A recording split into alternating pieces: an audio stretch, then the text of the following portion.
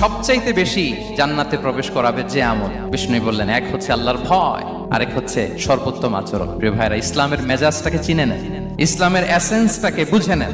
আমরা ভালো আচরণকে গুরুত্ব দিতে চাই না। অনেক নামাজি লোক দেখবেন নামাজ পড়তে পড়তে কপালে কালো দাগ ফেলে দিচ্ছে, বাসায় বউয়ের সাথে খারাপ আচরণ করে, খিটখিটে মেজাজের, প্রতিবেশীর সাথে শুধু ঝগড়া, কলিগদের সাথে ঝগড়া, মারামারি, দুঃসম্পর্ক, এরকম আছে না? নাই বলেন, আছে না? কিন্তু নামাজি, অনেক বড় হাজি, একদিনও কোরআন তেলাওয়াত মিস হয় না।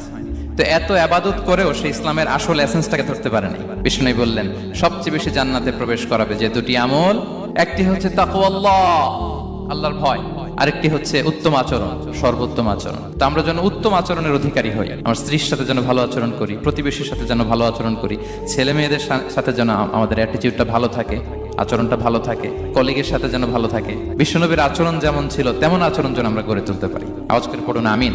সুনানে আবু দাউদের এক